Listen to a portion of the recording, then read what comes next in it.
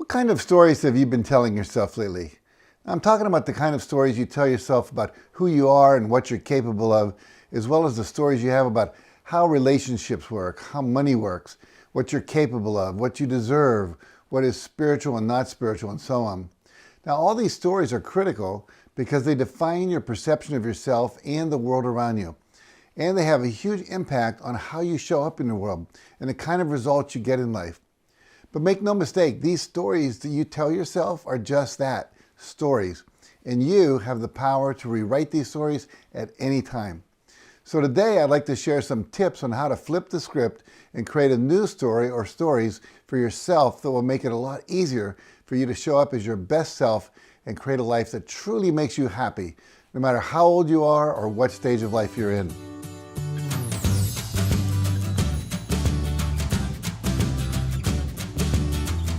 Now, before we get into it, let's take a moment to dig into those stories that you've been telling yourself in recent months and consider where they may be holding you back. Now, when you think of yourself and who you are, what immediately comes up for you? Do you immediately have a positive feeling about yourself and feel like you're generally a good person who is capable of creating and worthy of having a happy, abundant, and fulfilling life for yourself? Or do you immediately experience a negative feeling about yourself and find yourself thinking things like, I'm actually not that good a person, or because I did or didn't do this thing, I don't deserve to be happy or successful. I'll tell you a story. I was down in Florida, actually. I was working at a monastery, and there was a monk there who had been in World War II, and he led a group of people up the Rhine River, and everyone in his platoon was killed except him. And he felt terribly guilty about it. And so he came back. He decided he didn't deserve to be happy anymore, so he joined the monastery. Not because he wanted to feel closer to God, but because he wanted to deny himself the pleasures of being alive. And that's the kind of story that he told himself, I don't deserve to live because these people died. And just last week, I was running a train-the-trainer program before we recorded this. And the reality is that there was a woman there, and when she was very young, probably younger than 10, she had seen 3 kids out of the water, and they were starting to flail like this, and it was clear they were going to drown if someone didn't come out and help them. So she found a board and she swam out to them with the board so they could grab on and she could pull them back to shore. And she accidentally hit one of the kids in the head with the board, and that child drowned. And here she was in her 70s, 60 years later, and she was still feeling guilty, like she didn't deserve to have a happiness, to have a full life because of something she did when she was a young child. And the truth is, when we helped her reframe all that, she didn't kill a child. She saved 2 children who would have drowned if she hadn't swum out there. So when you think about other people and the world around you, think about this also. Do you find yourself focusing on the good things and feeling a general sense of optimism for society and the future?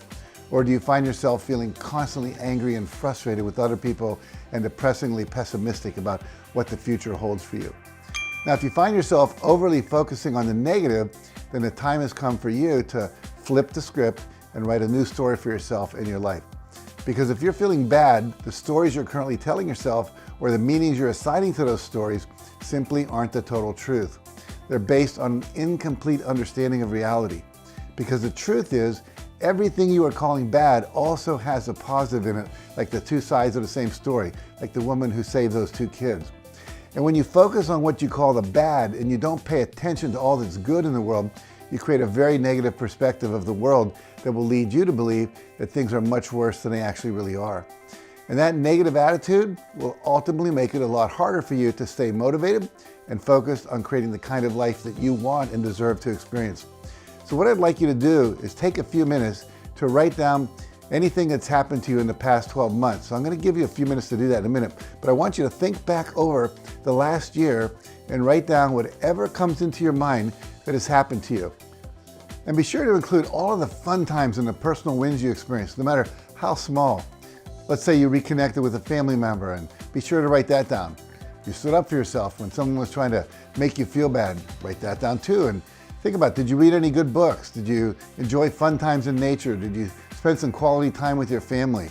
Did you learn how to use some helpful new online tools? I want you to write it all down. And the more you can think of, the better. And also be sure to include your hard times and the challenges you had too.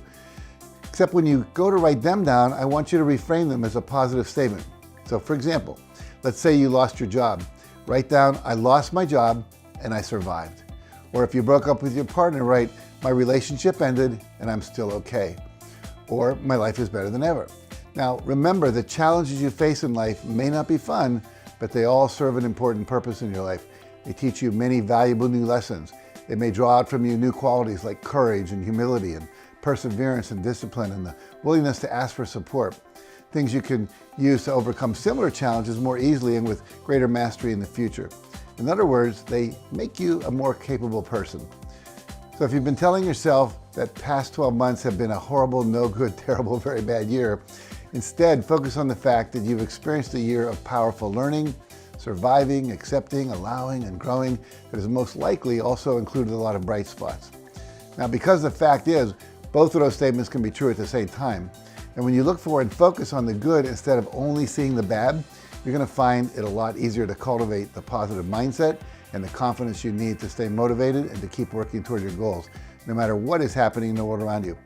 So let's go ahead and write for a few minutes. I'm going to pause and let you write, and then we'll come back in just a minute or two. So go ahead and start writing.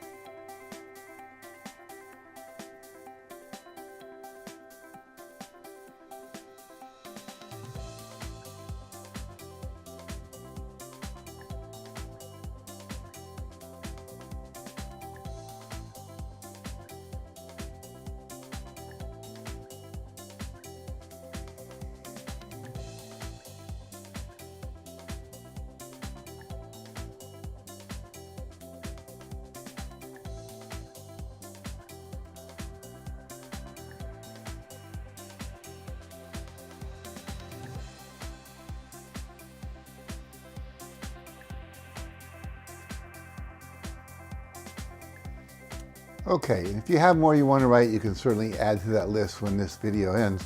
But finally, before I go, what I'd like to do is encourage you not to focus on what we call the gap. See, when people set goals for themselves, and I'm sure you did that this year, and then they end up falling short of those goals, all too often they focus on the gap between what they wanted to accomplish, which is up here, and what they actually accomplished, which is down here.